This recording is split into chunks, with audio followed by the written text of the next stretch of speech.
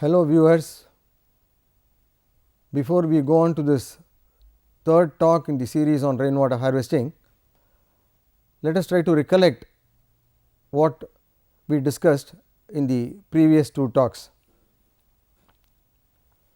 In the first one, we talked about water in general, its various aspects of water and the sources of water, freshwater sources, which are of two kinds. One is surface water sources and subsoil water sources, and then the need to sustain them through rainwater harvesting, since rain is the predominant source of all fresh water on this earth. In the second talk, we discussed about rainwater harvesting in rural areas, namely in villages, which are mostly traditional water harvesting systems, and we also mentioned that Indians were the world leaders in rainwater harvesting. Having said that, every part of India had its own traditional water harvesting systems, and we also spoke about the harvesting system that existed in South India, namely Andhra Pradesh, Karnataka and Tamil Nadu, which is called the ARI system of water harvesting. ARI is a Tamil word. This is nothing but an irrigation tank used for agriculture, in which rainwater is collected as runoff water. It is then fed to the paddy fields for cultivation, and any overflow from one tank will go and fill up the neighboring villages tank, and so on and so forth. So, in that sense they were a chain of tanks, and these are more than 2000 years old. Most of them are still in existence, out of which Tamil Nadu has got about 40,000 such water bodies, and Andhra Pradesh about 70, and Karnataka another 40,000 such water bodies. In this third talk on rainwater harvesting, we will discuss about rainwater harvesting in urban areas, namely towns and cities. The most important difference between rural harvesting and urban harvesting is that in rural areas you have open spaces, and therefore rainwater is collected in ponds, lakes and irrigation tanks as surface water bodies. On the contrary, in urban areas open spaces are shrinking, and therefore we do not find ponds and lakes in cities, and therefore rainwater can be harvested only as groundwater. So, we will have to realize that every drop of rainwater will have to be injected into the soil in order to sustain our groundwater source. Before we do that, let us see what is happening in all our cities and towns, almost in the entire country. See, we have two problems, namely floods and drought. Almost every city has this: floods during monsoon and droughts during summer months. Let us see some visuals how cities get flooded during monsoon.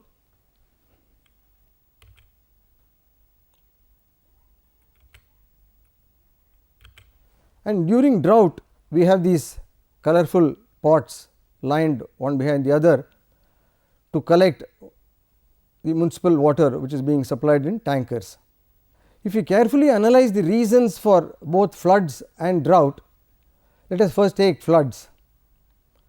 Two important reasons for floods to occur in cities are shrinking of open spaces.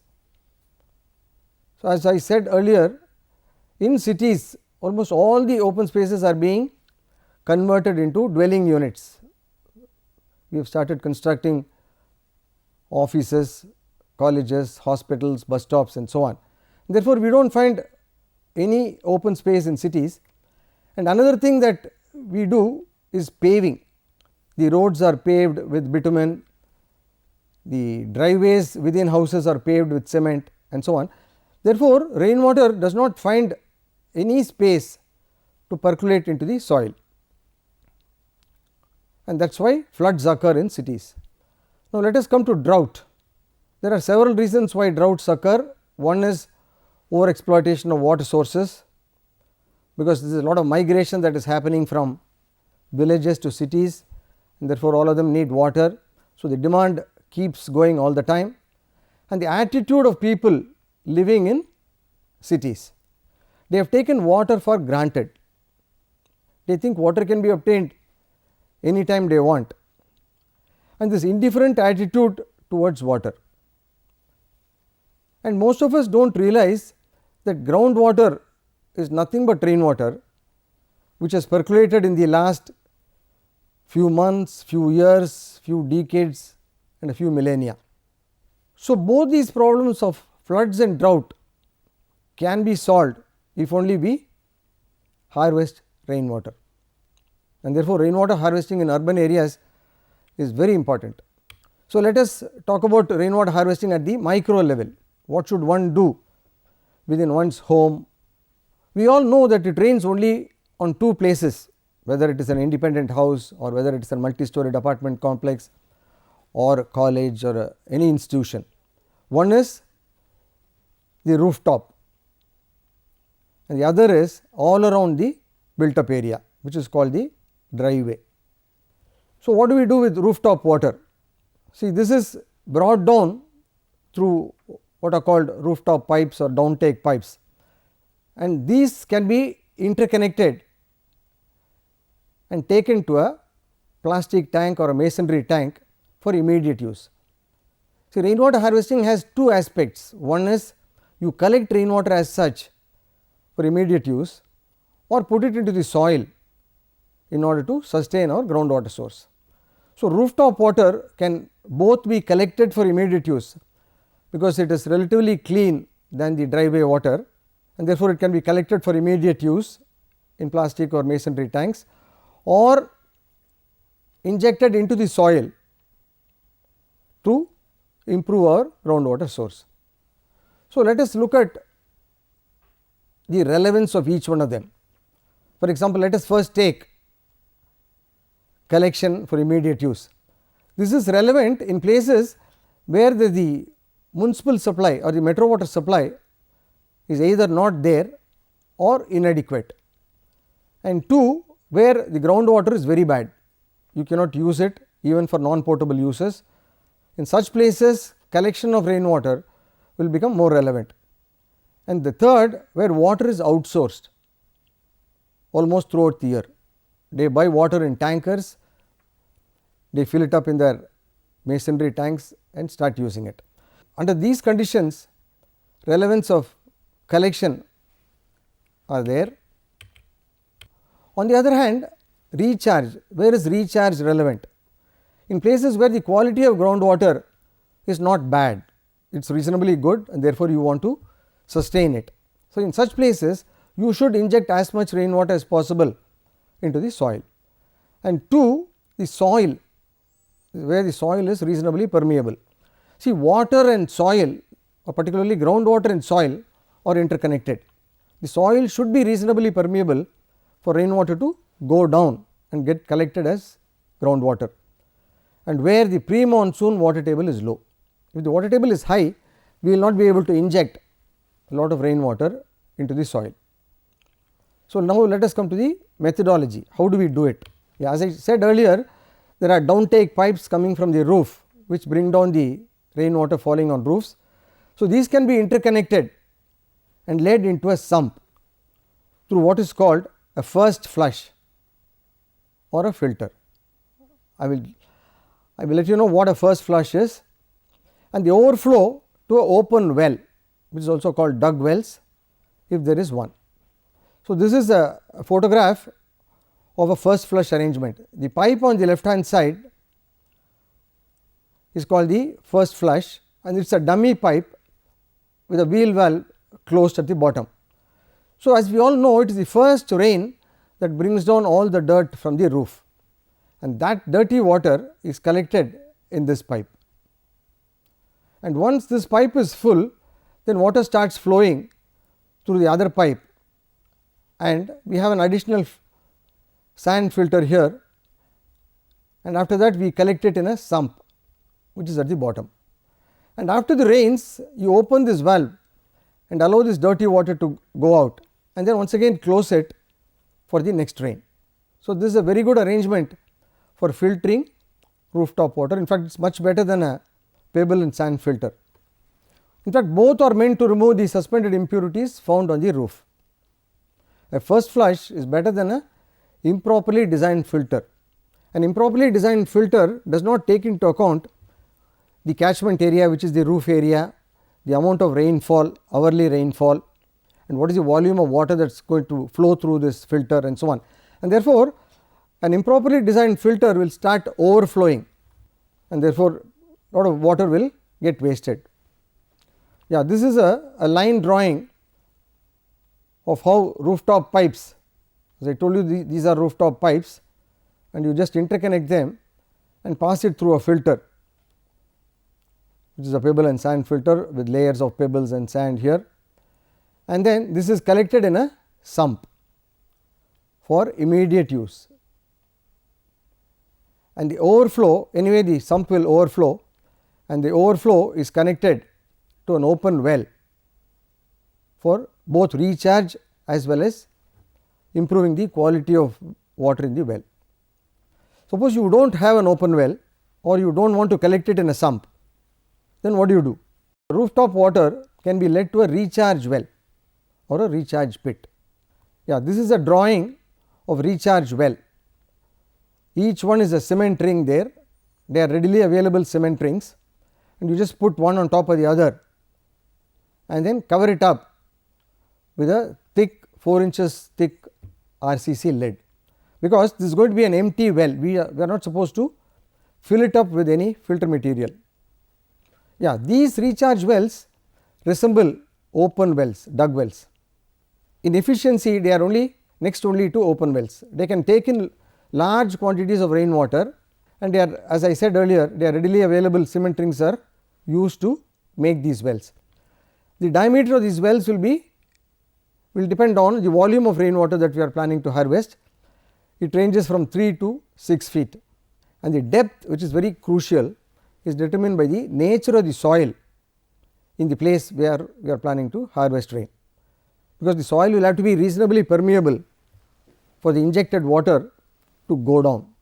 Otherwise, what will happen is, see, this well will start, if it is clay all over here, then what will happen is this well will get filled up and the water will overflow and get wasted, it will not go down.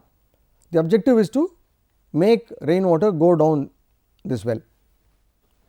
Yeah, what are the do's and don'ts about the recharge wells? You cover it up with a thick perforated RCC lid, because if people fall into it, it may cause serious damage to the person, and you should leave it empty. You should not fill it up with any filter material, because for groundwater recharge the soil is the best filter, and we need not fill it up with any filter material.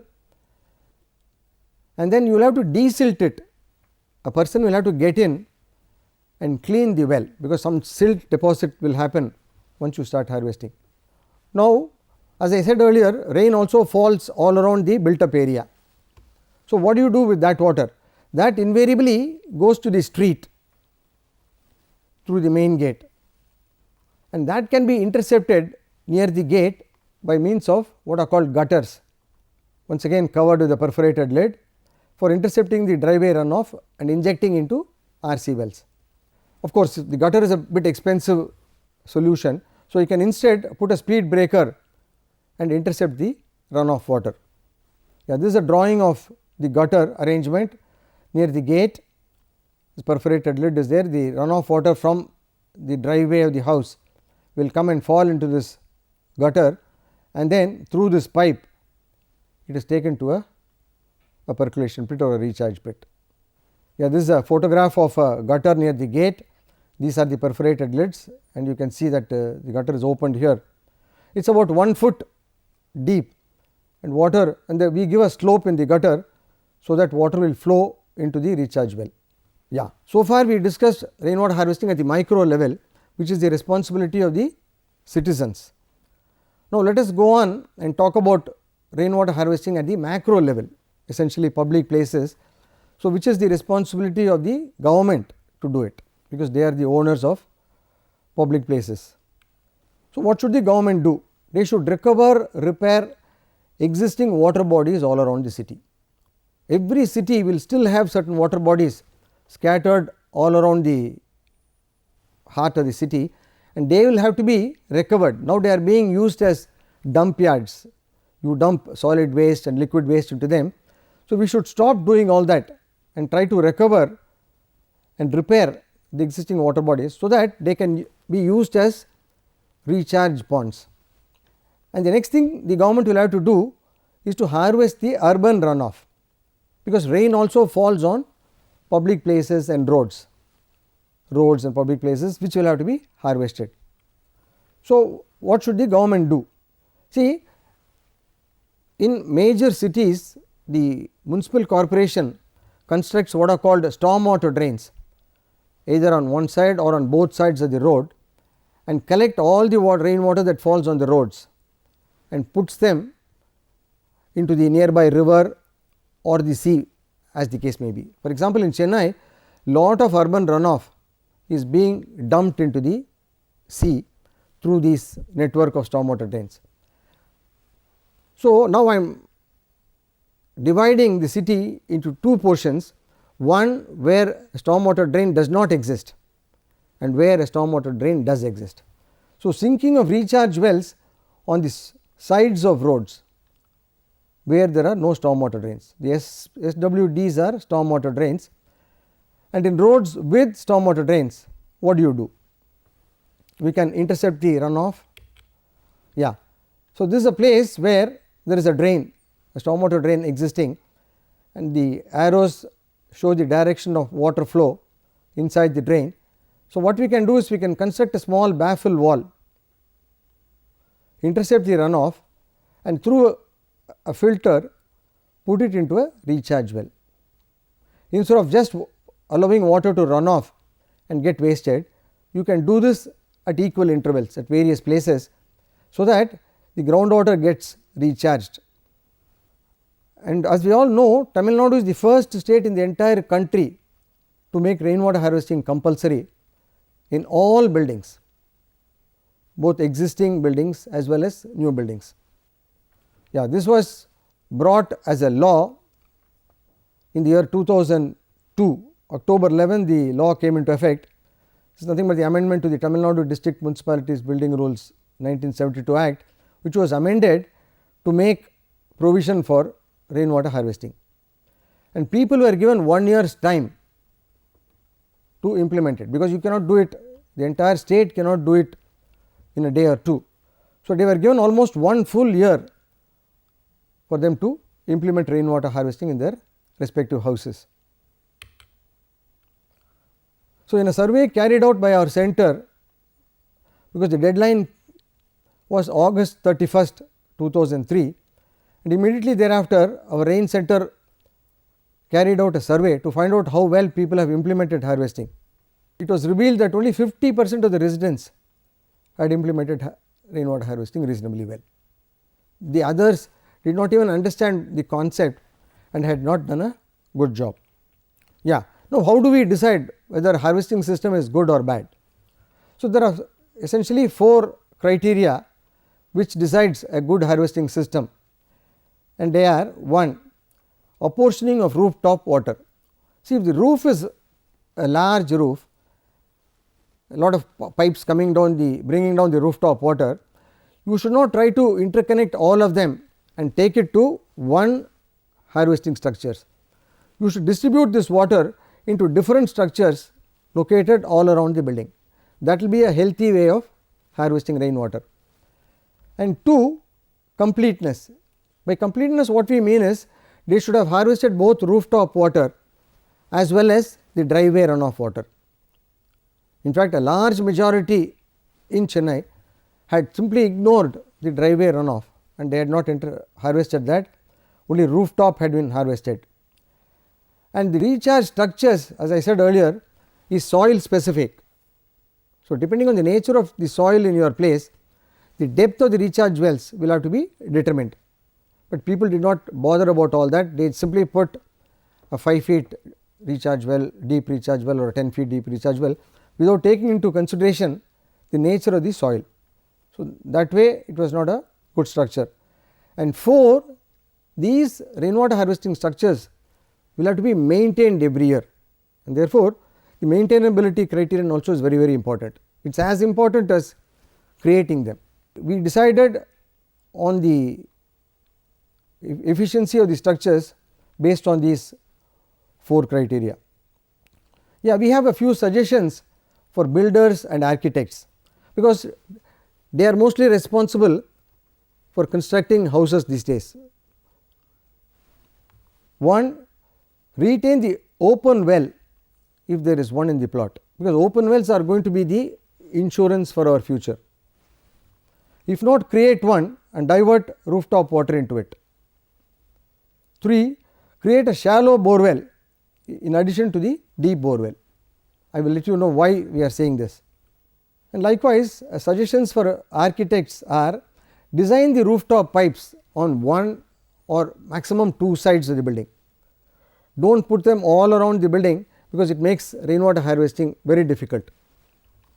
2, you bring down the pipes in the direction where you have the water source, where the open well or the bore well exists, so that you can connect the pipes and take it to a recharge well closer to these sources, and provide for rooftop collection in the sump if there is a need.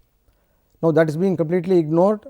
People only think of recharge, but suppose there is a need for collection, that should also be taken into account, and provide for driveway runoff to be harvested near the gates.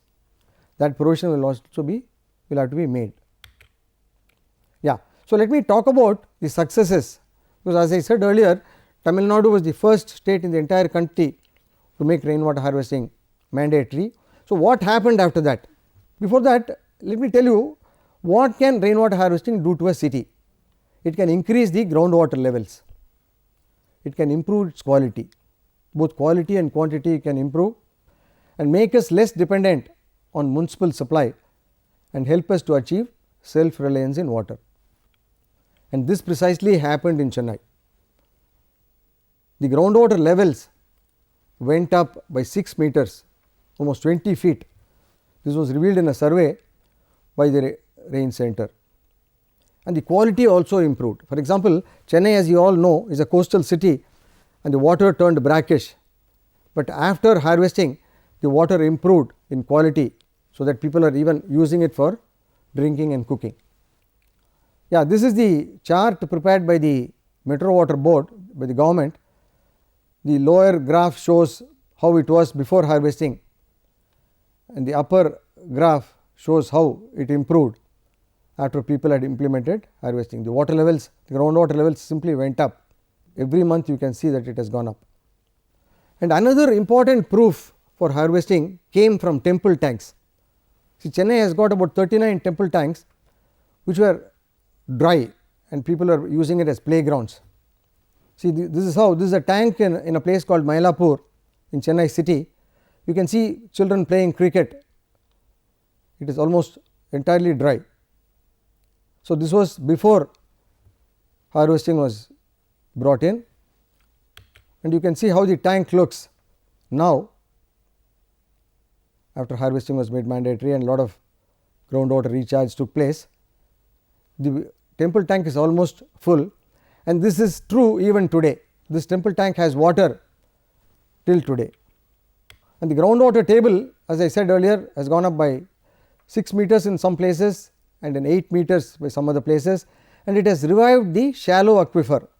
See, groundwater source is available in 2 different layers, the shallow aquifer and the deep aquifer, and this has led to a very great discovery by our rain center, and that is called the conjunctive use of aquifers. As I said, Groundwater is available in two layers, one is the shallow and the deep. So, people while migrating from shallow to deep completely ignored that one day the shallow aquifer will get replenished by all our harvesting. And how do you divide these two aquifers? See, aquifer is nothing but groundwater source. So, it is the occurrence of bedrock in every place that divides the shallow and the deep aquifer. The deep aquifer is groundwater source within rocky strata and is only a trapped source which cannot be easily sustained by all our rainwater harvesting. Yeah, this drawing will tell you, see, this is where the bedrock occurs, and above that we call it a shallow aquifer. And we had lot of open wells and dug wells to tap this shallow aquifer earlier, but later people went into deep rock and started pumping out water from these rocks. So, this is the deep aquifer. There is another drawing showing you what is a shallow aquifer and a deep aquifer. So, in rock there are fissures which are small cracks which bring in water. So, this bedrock occurs at different depths in different parts of the city, starting from 4 feet in some places up to only in 100 feet in certain other places. So, in the last 30 years or so, residents have migrated from shallow aquifer to deep and not looked back.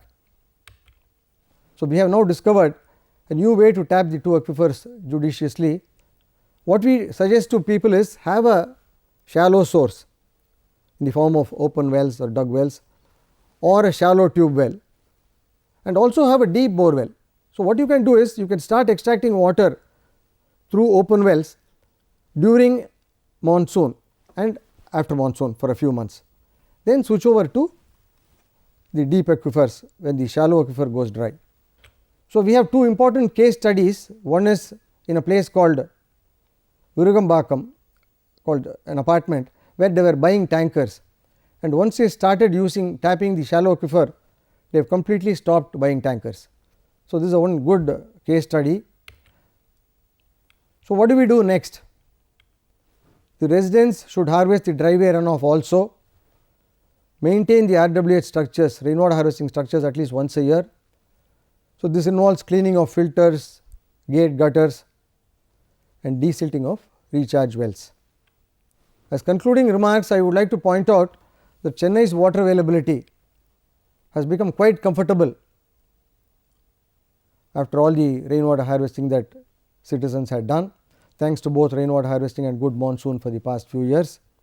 Chennai is not water starved till now since 2005, and it was never rain starved. We had enough rain to take care of all our needs.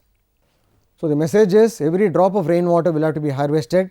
If there is still a demand after harvesting all rainwater, we can think of other technology solutions like desalination. Thank you.